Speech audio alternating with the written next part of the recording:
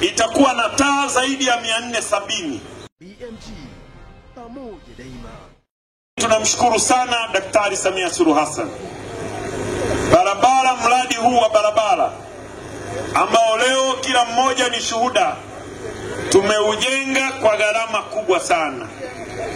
Barabara hii inayotoka Buhongwa inakuja Rwanima, inaenda Kishiri, inaenda Igoma, tunaijenga kwa zaidi ya shilingi bilioni 22 fedha za Kitanzania.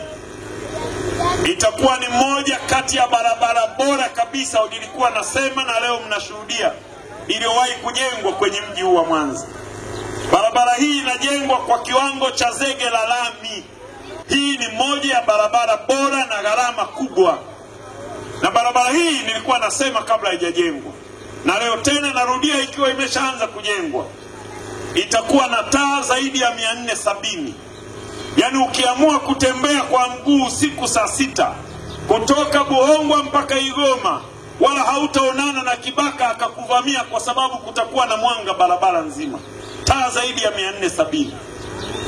Lakini kutakuwa na vituo vya daladala ambavyo nyinyi wasukuma wenzangu huku mnaita stendi kama Diwani. Stendi ni ya Nyegezi bana Diwani. Huko kutakuwa na vituo. Hili eneo lina sifa ya kuwa na kituo kizuri cha daladala, na kitakuwa kituo bora, na vituo vyote vitakuwa vituo vizuri. Ukichoka kutembea, una uwezo wa kukaa kwenye kituo cha daladala ukapumzika na baadaye ukaendelea na safari. Hapo vipi? Makofi mengi kwa serikali ya awamu ya 6. Sasa kwa mazingira hayo, ni waombe tuitunze barabara hii, tuilinde. Zile taa zitakazowekwa tuzilinde, vituo vitakavyojengwa kwa ubora na ustadi tuvilinde. Lakini kupitia barabara hii, fedha zake za huduma kwa jamii zile za CSR, sisi tunafaidika nazo kwa kujenga fensi kwenye shule zetu zote zilizoko kando ya barabara. Kwa hiyo tutajenga sawa, umeona msingi, fensi itajengwa. Sawa sekondari na sawa shule ya msingi, kote fensi zitajengwa. Ukienda Buhongwa sekondari pale fensi inajengwa. Ukienda Kanindo shule ya msingi fensi inajengwa. Hizo ni faida za mradi huu kujengwa hapa. Mungu atupe nini?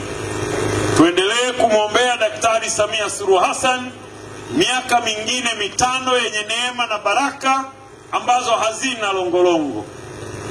Lakini na sisi mtuombee na miaka mingine 5 ya neema, kwani sina sisi tumo?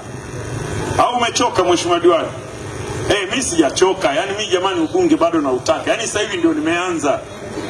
Sasa hivi ndio nimeanza jamani. Yaani sasa hivi ndio nimeanza. Kule nyuma kule nilikuwa nahangaika na kazi ngumu kila siku, maji, barabara, umeme na nini.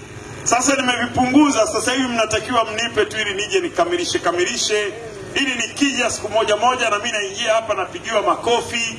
BMG pamoja daima.